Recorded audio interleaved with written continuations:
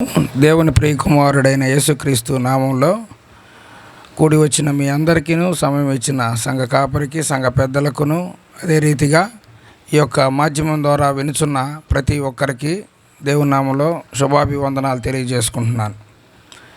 మనము అనేక దినాలు ఉన్నాయి, ప్రతిరోజుకి ఏదో ఒక రోజు ఉంది.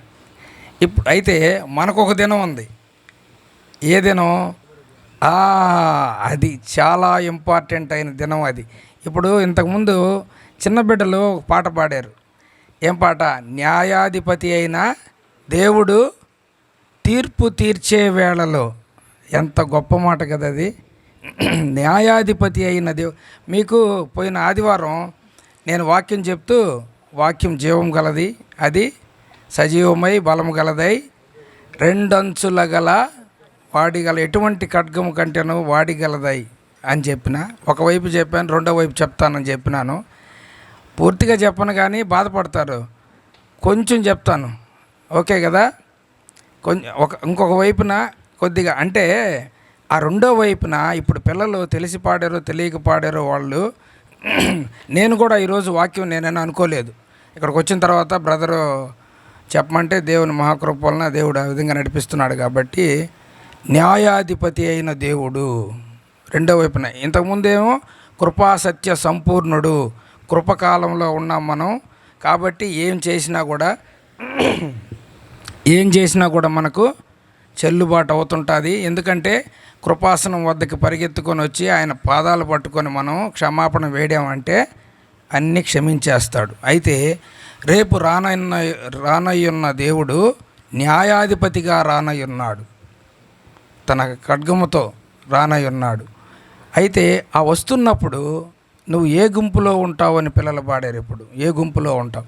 న్యాయాధిపతి అయిన దేవుడు అంటే మనకు చాలా కాలం నుంచి ఈ లోకంలో ఏ న్యాయస్థానం దగ్గర చూసినా అక్కడ ఒక న్యాయ దేవత ఉంటుంది. చూసారా? ఆమె కళ్ళకి గంతలు కట్టి ఉంటుంది. చూసారు ఎప్పుడైనా? టీవీల్లో కూడా కనిపిస్తూ ఉంటుంది కళ్ళకి గంతలు. ఎందుకంటే ఏమంటారు దానికి? కళ్ళు లేవు అంటారు. అంటే కానీ కళ్ళు లేవు కానీ చేతిలో త్రాసు ఉంటుంది. తరాజు అంటారు దాన్ని, త్రాసు అంటారు. కాబట్టి న్యాయాధిపతి అయిన దేవుడి చేతిలో ఈరోజు ఏముంది? త్రాసు ఉంది. ఈరోజు మనం దాన్ని ధ్యానం చేద్దాం. దానియేలు గ్రంథం 5వ అధ్యాయం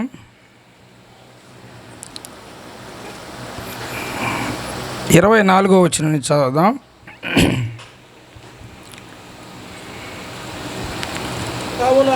కావున ఆయన ఎదుట నుండి ఈ అరచేయి వచ్చి ఈ వ్రాతను వ్రాసిన శాసన మీదనగా మెనే మెనే టెకెల్ ఉపార్సిస్. చిన్న ప్రార్థన చేసుకుందాం. మహోన్నతుడా, మహాగణుడా, సర్వోన్నతుడా, న్యాయవంతుడు అయిన మా దేవా, కృప కలిగిన తండ్రి, వందనాలు, స్తుతులు, స్తోత్రాలు చెల్లిస్తున్నామయ్యా. అల్పుడు అయోగ్యుడైన నేను మీ సన్నిధిలో నిలబడి దేవా మీ వాక్యాన్ని ధ్యానిస్తూ ఉండగా సంఘం మీది, వాక్యం మీది, మేము ఒట్టివారు నాయన. సహాయం దయచేయండి. మీ సులువు చాటును మరుగుపరిచినైనా పరిశుద్ధాత్మతో నింపబడి మీరు మాతోనూ ఏం మాట్లాడనై ఉన్నారో తద్వారా మా జీవితాలు ఏ రీతిగా కట్టుకోవాలో రేపటి దినాన్ని మీరు వచ్చే సమయం మీ ఎదుటన నాయన బలా మంచి దాసుడా అనే రీతిగా నిలబడడానికి కృప చూపమని యేసుక్రీస్తు పరిశుద్ధమైన ఘనమైన నామములో ప్రార్థిస్తున్నాం తండ్రి, ఆమెన్. మెనే మెనే టెకెల్ ఉపార్సిస్. ఒక చెయ్యొచ్చి రాసింది గోడ మీద. ఆ వాక్యానికి భావం ఏమిటనేది కింద రాయబడింది. ఈ వాక్య భావం ఏమనగా, మెనే అనగా దేవుడు నీ ప్రభుత్వ విషయములో లెక్క చూచి దాన్ని ముగించెను. టెకెల్ అనగా నిన్ను త్రాసులో తోచగా నీవు తక్కువగా కనబడితివి. హల్లెలూయా. అంటే ఇప్పుడు దేవుడి చేతిలో ఏముంది? త్రాసు. మీ భాషలో చెప్పండి, తరాజు. ఏమంటారు? త్రాసు ఉంది. దేవుడి చేతిలో త్రాసు పట్టుకొని కూర్చున్నాడు ఈ రోజున. ఇన్ని రోజులు క్షమించే దేవుడు, ఆనందంగా జీవిస్తూ వస్తూ ఉన్నాం. అయితే ఈ రోజున నీ లెక్క చూసే టైం ఆసన్నమైంది. ఈరోజు లెక్క చూద్దామని అనుకున్నాడు. ఈరోజే లెక్కలు చూసుకునే సమయం.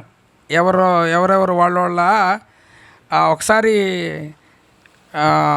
తన అందరికీ 5 దినారాలు 3 దినారాలు ఇచ్చిన వాడికి ఆ కథ మనకు తెలుసు కదా, బలా మంచి దాసుడా అని. ఒకడైతే తీసుకెళ్ళి భూమిలో పూడ్చిపెట్టాడు.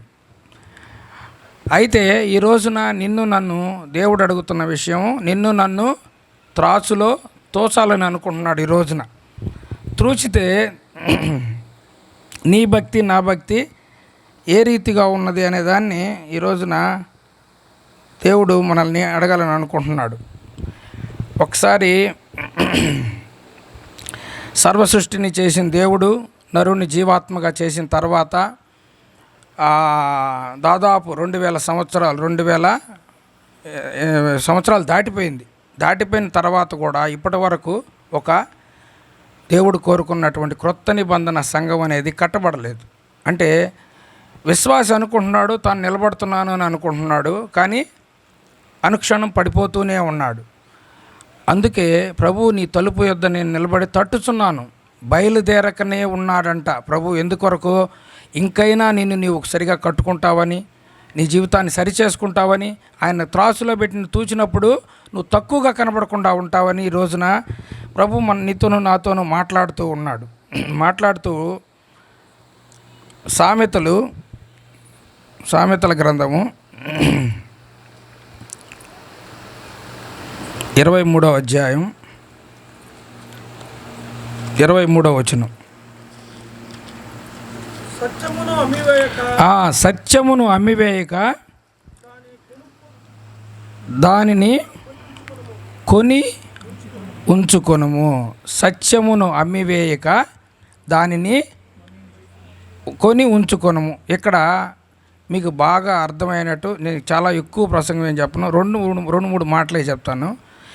ఈ వాక్యంలో 2 ప్రాముఖ్యమైన మాటలు ఉన్నాయి. ఏమిటయ్యి? అమ్మటము కొనటం. 2 మాటలు ఉన్నాయా?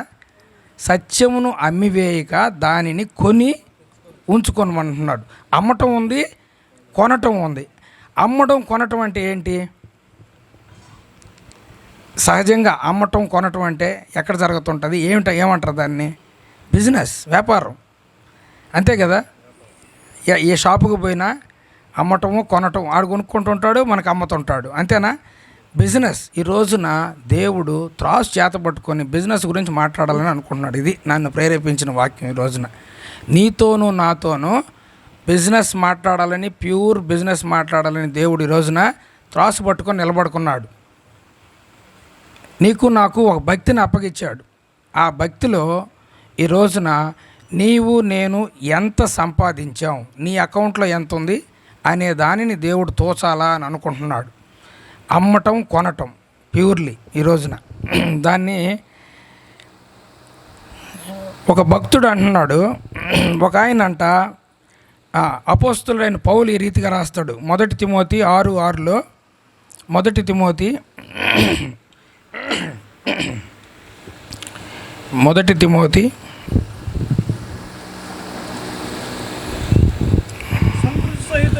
సంతుష్టి సహితమైన దైవభక్తి గొప్ప లాభ సాధనమై ఉన్నది. సంతుష్టి సహితమైన దైవభక్తి గొప్ప లాభ సాధనమై ఉన్నది. ఒకడు తన ఇల్లు కట్టాడు, వరదలు వచ్చాయి, వానొచ్చి కొట్టింది, తన ఇల్లు కూలిందంట. ఎందుకని? తన పునాది సరిగా లేనందువల్ల ఆ ఇల్లు కూలిపోయిందంట. దాని పాటు గొప్పది అని రాయబడి ఉంది బైబిల్లో. దాని పాటు గొప్పది అంటే గ్రేట్ ఈజ్ ద లాస్, అంటే ఆ నష్టము చాలా గొప్పది. మీకు పోయిన ఆదివారం చెప్పినప్పుడు కూడా చెప్పిన, ఆయన రాకడలో మనం నిలవబడలేని స్థితిలో ఉన్నామంటే దాన్ని మనం సరిచేసుకోలేము. ఇంకా సెకండ్ ఆప్షన్ అనేది ఉండదు. దానికి సరిచేసుకోలేనటువంటిది పొరపాటు అది. ఇప్పుడు అనుకోండి, కృపాసనం వద్దకు ఆయన కృపామయుడు ఉన్నాడు. నీవు నేను తప్పు చేస్తే ఆయన పాదాలు పట్టుకున్నట్లయితే క్షమాపణ దొరుకుతుంది. అయితే రేపటి దినాన ఆయన త్రాసు పట్టుకొని తోస్తున్నప్పుడు నీవు నేను క్షమించు ప్రభువా, ఇంకొక అవకాశం ఇస్తే నేను సరిచేసుకుంటాననే అవకాశం లేదు. ఎందుకంటే ఈరోజే చివరి దినం, ఈరోజే లెక్కల దినం. నీవు ఎన్ని సంవత్సరాల నుంచి నువ్వు రక్షణ పొందావో, నువ్వు ఎన్ని సంవత్సరాల నుంచి నీ దేవుడైన ప్రభువుని వెంబడిస్తూ ఉన్నావో, సంఘాన్ని వెంబడిస్తూ ఉన్నావో, నువ్వు ఆత్మీయంగా రక్షణ పొందిన దినం నుంచి ఈ దినం వరకు నీ భక్తి ఎంత లాభంలో ఉంది. అదే భక్తుడు మాట్లాడుతున్నది. సంతుష్టి సహితమైన భక్తి గొప్ప లాభ సాధనమై ఉందంట పౌలు గారికి. అంటే భక్తి అనేది కొంతమందికి లాభంగా ఉంది, కొంతమందికి ఈ పునాది ఎవరైతే సరిగా లేదో దాని పాటు చాలా గొప్పదంట. అంటే చాలా నష్టం. గ్రేట్ ఈజ్ ద లాస్ అంటే చాలా గొప్ప నష్టం దానికి. అంటే కొందరికి భక్తి లాభంగా ఉంది, మరి కొందరికి భక్తి నష్టంగా ఉంది. ఈ రోజున నా భక్తి, మనము ఏ బిజినెస్ చేసినా ఏది చేసినా సంవత్సరాంతంలో లాభ నష్టాలు చూసుకుంటారు, లేదా ఆ రోజుకు కూడా ఆ రోజు చూసుకుంటారు. ఎంత అమ్మాము, ఎంత వచ్చింది మనకు అనేది లాభ నష్టాలు చూసుకుంటారు. మరి నా భక్తి ఈ రోజున ఎంత లాభంలో ఉంది, ఎంత సంపాదించాం అని. అంటే దానికి అర్థం ఏంటంటే నా ఆత్మీయ జీవితంలో ఆయన్ని వెంబడిస్తూ ఉన్న మనం ఆయన గుణలక్షణాలలో ఎంత సంపాదించుకోగలిగాం, ఏ గుణలక్షణాలు మనం పొందుకోగలిగాం, ఎప్పుడు ఆయన రూపులోకి మనం మారగలుగుతున్నాం. పుటము వేయటం అంటే ఇంతకుముందు ఒకసారి మీకు చెప్పినట్టున్నాను కదా, పుటము వేయటం అనే పదము బైబిల్లో వాడబడింది. పుటం వేయటం అనేది బాగా మీకు అర్థం అవ్వాలి అని అంటే, ఎవరైనా స్వర్ణకారులు ఉంటారు, ఈ వెండిని కరిగించి వస్తువు చేసేవాళ్ళు, వెండిని కానీ బంగారాన్ని కానీ, వాళ్ళు తదేకంగా కూర్చొని కాలుస్తూ ఉంటారు, దాన్ని కాలుస్తూ దాన్ని చూస్తూ ఉంటారు. దాన్ని పుటము వేయటం అంటారు. ఆ పుటము వేయటం ఎప్పుడు వరకు జరుగుతుంది అని అంటే, అది కంప్లీట్ అయ్యేది ఎప్పుడు అని అంటే, ఆ పుటము వేస్తున్న వ్యక్తి యొక్క ముఖము దాంట్లో కనబడాలంట. అప్పుడు అది కరెక్ట్ అయిన స్థితికి వచ్చి, అంటే నాలో క్రీస్తు కనబడాలి. అది పుటము వేయటం అంటే బయట ఉన్న వారికి వీళ్ళు క్రైస్తవులు అని అన్నప్పుడు ఆయన యొక్క గుణలక్షణాలు మనలో, ఆ క్షమ, ఆ ప్రేమ, ఆయన యొక్క ఓర్పు, సహనం, ఎన్నో ఈ లోకంలో ఎంతోమంది ఎన్ని రకాలుగానో బాధలు పెట్టచ్చు, ఎన్ని రకాలుగా ఆయన చేయొచ్చు. అయితే ఆయన చూపిన అపారమైన అగాపే ప్రేమ ఈ రోజున నీవునేమో అందరి ఎడల చూపుతున్నావా అని ఒక గుణలక్షణాన్ని, ఆ గుణలక్షణాన్ని పొందుకుంటూ మనం ప్రయాణం కొనసాగిస్తున్నప్పుడు ఆయనలాగా రూపులోకి మారితే అప్పుడు రేపటి దినాన్ని నన్ను తూచినప్పుడు నువ్వు తక్కువ కాకుండా తూకంలో కనబడతావు. కాబట్టి సంతుష్టి సహితమైన దైవభక్తి కొందరికి లాభసాధకమైనది, కొందరికి బహు నష్టంగా ఉన్నది. ఈ రోజున నీకు నాకు ఏ రీతిగా ఉన్నదనేది మనము బేరీజు వేసుకోవాల్సిన వారం అయి ఉన్నాము. అయితే దైవజనుడైన పౌలు రాస్తూ ఫిలిప్పీలకు రాసిన పత్రికలో 1:21 ఈ మాట అంటాడు, బ్రతుకుట క్రీస్తే. అబ్బా, ఎంత గొప్ప మాట కదా. చావు లాభం అంట. చావు ఎవరికైనా లాభం అవుతుందా? మరి భక్తుడికి అవుతుంది.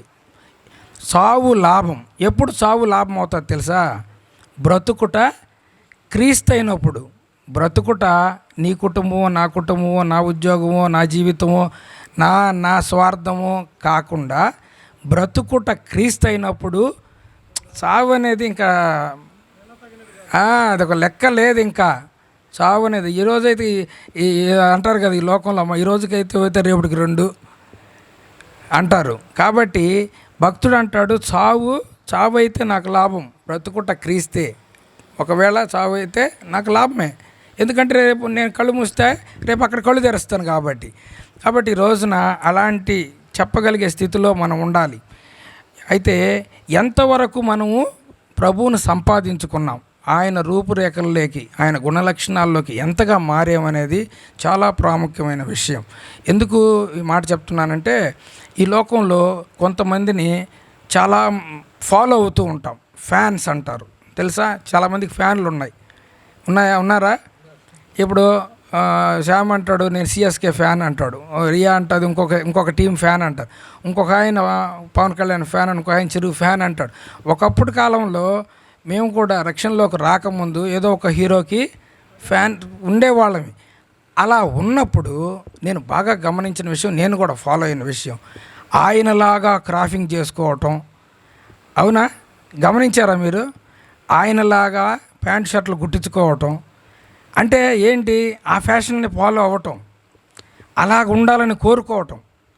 మరి ఈ లోకంలో నీవు అభిమానించే నీ యొక్క అభిమాన హీరోనో, లేకుంటే అభిమాన క్రికెటరో, లేకుంటే అభిమాన ఎవరైనా కావచ్చు, వాళ్ళని చూసే నువ్వు అలాగా ఫాలో అవుతుంటే నన్ను రేపటి దినాన పరలోకంలో కలుసుకోవలసిన మనం ఫ్యాన్స్ కాదు, ఆయన భక్తులం ఆయనకి. అటువంటి ప్రభువుకి నీవు నేను మరి ఆయన గుణలక్షణాలని ఎంతగా ఆరాధించాలి, ఎంతగా ఆ రూపురేఖలకి మారాలి, ఎంతగా ఫాలో అవ్వాలి. అవునా? మరి ఫాలో అవుతున్నామా, లేకపోతే విని విడిచిపెట్టేసేస్తున్నామా? కదా. కాబట్టి మనం ఈ రోజున మూలవాక్యంలో చెప్పినట్టు సత్యమును అమ్మక దానిని కొని ఉంచుకోవాలి. సత్యం ఎవరు? సత్యమయ్యున్న ప్రభువు. నేనే సత్యము, నేనే మార్గము, సత్యము, జీవమునై ఉన్నాను అలా చెప్పిన ఏకైక దేవుడు మన ప్రభువు. నేనే సత్యాన్ని, ఐఎమ్ ద ట్రూత్ అని చెప్పగలిగిన ఆ సత్యాన్ని ఈ రోజున తెలిసి తెలియక ఏమరపాటుగా చాలామంది ఏం చేస్తున్నారు? అది అమ్ముకుంటున్నాం. అందుకని ఆ మాట రాయబడింది, సత్యమును అమ్మివేయక నీ జీవితాన్ని వెచ్చించైన. పౌలు గారు చెప్పినట్టు, చావైతే నాకు లాభం, బ్రతుకుట క్రీస్తు కాబట్టి. అంటే నీ జీవితాన్ని వెచ్చించైన దాన్ని కొని ఉంచుకో, నీ దగ్గర ఉంచుకుంటే నీకు రేపొద్దున ఆయన సన్నిధిలో నీకు కళ్ళు తెరిచే ధన్యత వస్తుంది. కాబట్టి ఈ రోజున నువ్వు సత్యాన్ని కొనుక్కోవలసిన వారమై ఉన్నాం. మనకు బాగా తెలిసిన ఒక వచనం మత్తయి సువార్త 13వ అధ్యాయం 44వ వచనం. ఇది నేను చెప్తాను. ఒక ఆసామి ఉన్నాడు. అంటే ఆసామి అంటే ఎవరు? చదవండి బ్రదర్. పరలోక రాజ్యము పొలములో దాచబడిన ధనమును పోలి ఉన్నది. అక్కడ ఆగదాం. ఇదేంటంటే ఇక్కడ చెప్పబడిన వాక్య భాగంలో భావం ఏమిటంటే, ఒక ఆసామి అంటే ఒక పొలం చేసే ఆయన ఏం చేశాడంటే, ఒకరోజు తను పొలం కొనాలని అనుకుంటే ఒక ఆయన దగ్గరికి వెళ్ళి ఏమండి నేను మీ పొలాన్ని కొంటాను అని అన్నాడు. సరే ఓకే కొనుక్కోమా, సరేనండి అని వాళ్ళిద్దరి మధ్య ఒక అగ్రిమెంట్ కుదిరింది, కొనుక్కోండి అని. కొనుక్కునే ముందు ఎవరైనా ఏం చేస్తారు? దాన్ని టెస్టింగ్ చేసుకుంటారా లేదా? ఇది మనం వేసే పంటకి సరిపోతుందా లేదా, ఇది మనం పండించాలనుకున్న పంటకి ఇది సూటబులా కాదా అని దాన్ని సాయిల్ టెస్టింగ్ అంటారు. అవునా? ఇక్కడ అగ్రికల్చర్ కాలేజీకి తీసుకోపోయి కానీ మనం మట్టి కానీ ఇచ్చామంటే ఆ సాయిల్ని టెస్ట్ చేసి మీరు అనుకున్న పంటకి ఈ సాయిల్ పనిచేస్తుంది, మీరు వేసుకోవచ్చు అని చెప్పి చెప్తారు. కాబట్టి అలాంటి టెస్టింగ్ చేద్దామని ఆయన ఏం చేశాడు? వెళ్ళి గడ్డపార అంటే తెలుసా? గడ్డపార తీసుకొని ఒక్క పోటు వేసాడు. వేస్తే అక్కడ మట్టి తవ్వదాం టంగ్ అని శబ్దం వచ్చింది. ఏంద్రా ఇట్లాంటి శబ్దం వస్తుందని చెప్పి మళ్ళీ కొంచెం గట్టిగానే వేస్తే మళ్ళీ టంగ్ అని శబ్దం వచ్చింది. అప్పుడు కొంచెం జాగ్రత్తగా తవ్వి చూస్తే అక్కడ ఏమున్నాయి? చాలా లంకె బిందులు ఉన్నాయంట. లంకె బిందులు అంటే ఏంటి? బంగారం బయటపడ్డది. అప్పుడు ఏం చేశాడు? తెలివిగల ఆసామి చిన్నగా మట్టి అంతా దాన్ని వేసి పూర్తి చేసి ఇప్పుడు ఆయన దగ్గరకు వచ్చాడు. ఇందాక ఒక అగ్రిమెంట్ చేసుకున్నారు, నీ పొలం నాకు ఇస్తావా అని అంటే ఇస్తానన్నాడు. ఎంత అన్నాడు? 1,00,000 రూపాయలు అనుకున్నాడు. ఈయన ఒక 90,000కి అడిగాడు. అడిగితే నా దగ్గర అంత లేదు, 90,000 ఇస్తానన్నాడు. లేదు నేను 1,00,000కే ఇస్తానని ఆయన కూర్చున్నాడు. సరే నేను ఒకసారి చెక్ చేసుకున్నాడు. ఇప్పుడు చెక్ చేసుకుంటే దాంట్లో ఏముంది? లంక బిందులు ఉన్నాయి, అపారమైన ధన నిధి ఉంది అక్కడ. ఇప్పుడేం చేశాడు? వెళ్ళి నీ పొలాన్ని నేను కొంటాను, నువ్వెవరికి ఇవ్వద్దు, నాకే అమ్మాలా, నాకు ఉండు, నా దగ్గర డబ్బులు లేవు కానీ నేనేదో ఒకటి చేస్తాను అని చెప్పి ఆయన ఏం చేశాడో తర్వాత రాయబడి ఉంటా, చదవండి.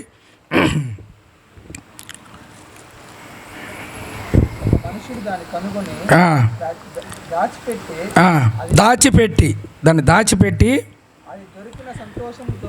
అది దొరికిన సంతోషముతో వెళ్ళి అబ్బా తనకు కలిగినదంతయు అమ్మి ఆ పొలమును కొన్నాడు. దాన్ని కొనాలని అనుకున్నాడా? దాంట్లో ఏముందో కనుక్కున్నాడు. ఇప్పుడేం చేస్తున్నాడు? ఇంటికి వెళ్ళి ఏమమ్మాడంట? తనకు కలిగినదంతయు సర్వం అమ్మినాడు. సర్వం అమ్మి దాన్ని కొనాలనుకుంటున్నాడు. ఈ రోజున క్రైస్తవురాలిగా దేవునిని ఫాలో అవుతున్న నువ్వు నేను నిజంగా గనక నీకు అపారమైన ధననిధి అర్థమై ఉంటే, తెలుసుంటే, బ్రతుకుట క్రీస్తే చావైతే లాభం, సత్యమును అమ్మివేయక దానిని కొని ఉంచుకుంటాం. ఈ రోజున సత్యమై ఉన్న దేవుణ్ణి కొనుక్కుంటాం, కానీ చిన్న చిన్న విషయాలకి, ఈ లోకంలో ఉన్న కష్టాలకి, చిన్న చిన్న బాధలకి ప్రతి క్షణం ప్రతి నిత్యం ఆయన నమ్ముకునే స్థితిలో మనం ఉన్నాం. ఈ రోజున కొనుక్కో, నీకున్న సర్వం అమ్మి, నీ జీవితాన్ని నమ్మి ప్రభువుని కొనుక్కో. ఇదే ఈరోజు నేను చెప్పాలనుకుంది. ఎందుకంటే ఆయన చేతిలో ఏముంది? ఆయన చేతిలో త్రాసు ఉంది. నిన్ను తోస్తాడు, నువ్వు తక్కువగా అవుతావు. నీ రాజ్యాన్ని నీ దగ్గరికి, ఆ రాజ్యానికి రాజుకు చెప్తున్నాడు, నీ రాజ్యం నీ దగ్గర నుంచి తీసివేయబడుతుంది, వేరే వాళ్ళ సొంతం అయిపోద్ది. ఎప్పుడైతే నువ్వు తక్కువగా కనబడతావో తీసి పక్కనేస్తాడు ప్రభువు నిన్ను. తను న్యాయాధిపతిగా రానయ్యున్నాడు. ఈ రోజున నిన్ను నన్ను తోచడానికే వస్తున్నాడు. నీ ఆత్మీయ ధనం ఎంత ఉంది? నీ అకౌంట్లో డబ్బులు ఎంత ఉన్నాయి? ఎన్ని క్రెడిట్ కార్డులు ఉన్నాయి? క్రెడిట్ కార్డు కొనుక్కుని తీసుకున్నారా? ఉందా? క్రెడిట్ కార్డు, డెబిట్ కార్డు ఉందా? ఆత్మీయ డెబిట్ కార్డు గీస్తే, ప్రభువుని ఏటీఎంని గీస్తే అక్కడ మన బ్యాలెన్స్ చూపించాలా. సరదాగా చెప్తున్నా కానీ మీకు మనిషిలో ఎప్పుడు కూడా రెండు రకాల మనుషులు ఉంటాయి. ఇహలోక సంబంధంగా జీవిస్తున్న ఈ రాజకుమారు ఒకడైతే, అంతరంగ పురుషుడు అయినటువంటి రాజకుమారు మరొకడు ఉంటాడు. అట్లాగే ఈలోక ధనము, ఈలోక జీవితం ఒకటైతే ఆత్మీయ జీవితం మరొకటి ఉంటుంది, ఆత్మీయ ధనం ఒకటి ఉంటుంది. నా అకౌంట్లో ఎంత ఉందో, నేను ఎప్పుడు 2014 సంవత్సరం సెప్టెంబర్ 19వ తేదీన ప్రభువుని నమ్ముకున్నాను. నేను నా సొంత రక్షకుడుగా సౌదీ అరేబియా దేశంలో. నాకు అక్కడ నాతో మాట్లాడినాడు దేవుడు. అక్కడ నాకు రక్షణ ఇచ్చాడు దేవుడు. నన్ను పట్టుకున్నాడు. అక్కడ నన్ను తప్పిపోయి పారిపోతూ ఉంటే లాక్కొచ్చి పట్టుకున్నాడు. పోయినసారి ఒక సాక్ష్యం చెప్పాను మీకు. పట్టుకున్న తర్వాత నుంచి ఈ రోజు వరకు నా అకౌంట్లో, ఈలోక అకౌంట్లో చాలా డబ్బులే పడ్డాయి, ఆ దేశంలో ఉన్నాను కాబట్టి. ఆత్మీయ అకౌంట్లో ఎంత పడ్డాయి, ఇక్కడికి వచ్చిన తర్వాత దాన్ని నేను ఎంత ఖర్చు చేస్తున్నాను. ఇప్పుడు పిలవంగానే నిలబడి ఆయన కొరకు వాక్యం పంచుకోవడానికి, సాక్ష్యం చెప్పుకోవడానికి ఎక్కడికెక్కడికో ఉన్నారు. రేపు వారం తడుకు ప్రాంతానికి రమ్మన్నారు వాక్య పరిచర్య కొరకు. బయలుదేరుతున్నాం కుటుంబంగా. అలాగా నేను కూడా కొంత సంపాదించుకుంటున్నా. నాకు కూడా ఆత్మీయ ధనం కావాలి కదా. బ్రదర్ ఉన్నాడు, 23 ఏళ్ళగా ఇక్కడ చేరి బాగానే సంపాదించాడు, బాగా మంచి ధనవంతుడు. మీకు తెలియని ధనం ఆయన దగ్గర చాలా ధననిధి ఉంది. అది పొలములో దాచబడిన అది ఇది దేన్ని సూచిస్తుందంటే అది పరలోక రాజ్యమును సూచిస్తుందంట. అది బాగానే సంపాదించుకున్నాడు. దేవుని సేవలో దేవుణ్ణి ఫాలో అవుతున్న ప్రతి ఒక్కరు కూడా ఆయన్ని కొనుక్కోవాలా. రోజు శ్రమించాలి ఆయన కొనడానికి. ఒక లక్షణాన్నన్నా, ఒక గుణలక్షణాన్నన్నా, కొంతన్నా ఎంత సంపాదించాం. ఈరోజు మిమ్మల్ని ప్రశ్నిస్తే, అమ్మ మీ అకౌంట్లో ఎంతెంత డబ్బులు ఉన్నాయంటే, ఆ దీవెన పడలేదు, ఈ దీవెన పడలేదు, పడితేనే ఉంటాయి బ్రదర్ అని అంటే, ఆ దీవెనల కంటే కూడా పరలోక దీవెన ధనము ఎంత పడ్డాది, ఆ బ్యాలెన్స్ ఎంత ఉంది. ఈ వారం చెప్పకపోయినా వచ్చే వారం అన్నా చెప్పండి. చెక్ చేసి బ్యాలెన్స్ చెక్ చేసి నాకు చెప్పండి, లేకుంటే పాస్టర్ గారికి చెప్పండి. కాబట్టి మన ధనం ఎంత కూర్చుకుంటున్నాం. ఇలాగే పౌలు గారు అయితే చావైతే నాకు లాభం అని అంటున్నాడు. ఒక భక్తుడికి డబ్బు పిచ్చి పట్టింది. ఎందుకని? డబ్బే వాడికి దేవుడు కాబట్టి డబ్బు పిచ్చి పట్టింది. డబ్బు పిచ్చి పట్టి సత్యమయ్యున్న ప్రభువుని బిజినెస్ చేస్తున్నాడు. వెళ్ళి తన ఆపోజిట్ పీపుల్ దగ్గరికి వెళ్ళి వాళ్ళతో బిజినెస్ చేస్తున్నాడు. నేను సత్యాన్ని అమ్మదాం అనుకుంటున్నాను, ఇన్ రిటర్న్ రివర్స్లో మీరు నాకు ఎంత ఇస్తారు, ఏమిస్తారు అని అంటే వాళ్ళు ఓకే ఇద్దరి మధ్య డీల్ కుదిరింది. 30 వెండి నాణ్యాలు. అబ్బా, 30 వెండి నాణ్యాలు. 3.5 సంవత్సరాల ప్రభువ పరిచర్యలో ఇస్కరియోతు యోధ గ్రహించింది యేసు ప్రభు వారి వెల 30 వెండి నాణ్యాల, 30 వెండి నాణ్యాల. అమ్మేశాడు. అలా ముద్దు పెట్టుకున్నాడు, తీసుకున్నాడు, సంచి లోపల పెట్టాడు, అమ్మేశాడు. అంతకంటే అవలేలగా మనం అమ్మేస్తున్నాం ఈ రోజున. 30 దాకా అన్నా వాడు ఇస్కరియోతు యోధ చేశాడు. కొన్ని విషయాలలో ఎక్కడికైనా వెళ్ళాం, మీరు క్రైస్తవులు అంటే కాదు అంటే అంటే అంటే అంటే వెళ్తున్నాం కానీ ఇంకా అట్లా ఇంకా మేము చంద్రముఖిలో ఇంకా మారలా, మేము అంత ఆ రూపులోకి రాలా ఇంకా అని నాంచి దానిని. ఒక్కోసారి అయితే నిజంగా వాళ్ళు ఏమన్నా అసహించుకుంటారేమో మనల్ని అసలు చెప్పం. ఇదే అమ్మటం అంటే. ఎప్పుడైతే పేతురు ఆయన ఎవరో నాకు తెలియదని చెప్పటం చేశాడో అట్లా అమ్ముకుంటున్నాం ఈ రోజున ప్రతి విషయంలోనూ. అలా కాకపోయినా ప్రభు ఏదన్నా తలంపిస్తాడు మనకు ఒక పని చేయమని.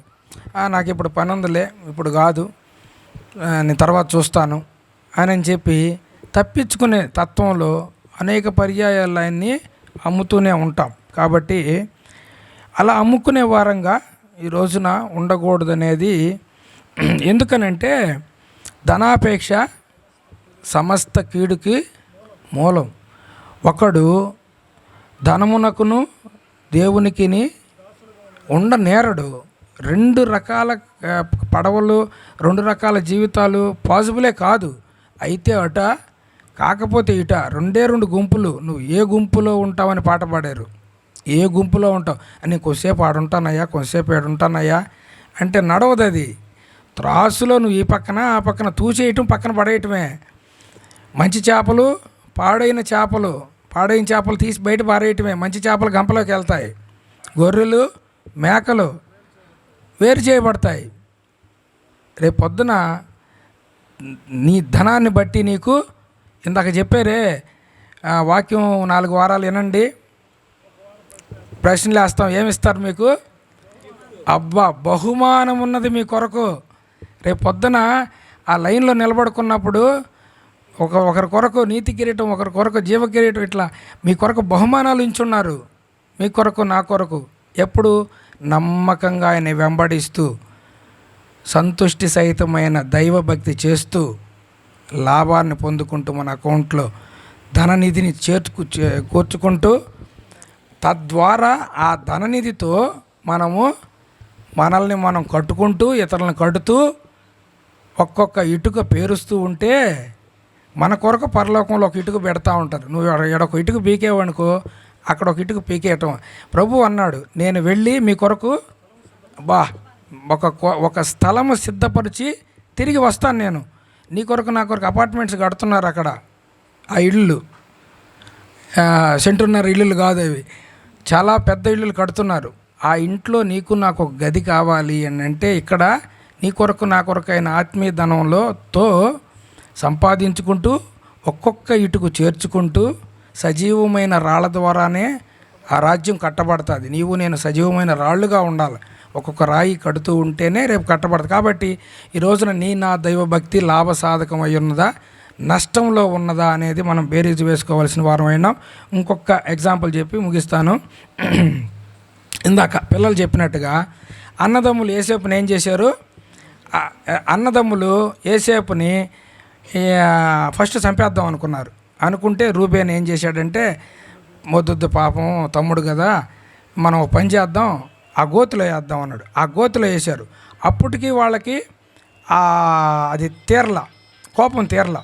ఏం చేద్దాం అని చెప్పి వాళ్ళకి ఏం చేద్దాం అని చెప్పి తెలియక ఆ రూట్లో ఇష్మాయేలీలు వెళ్తూ ఉంటే వాళ్ళకి ఎంతకి 20 వెండి కాసులకి, ప్రభునే 30 వెండి కాసులకి అమ్మితే యోసేపుని 20 వెండి కాసులకి ఇష్మాయేలీలకి అమ్మేశారు. వాళ్ళు తీసుకుపోయి మళ్ళీ పోతీఫర్కి అమ్మేరు, అది వేరే విషయం.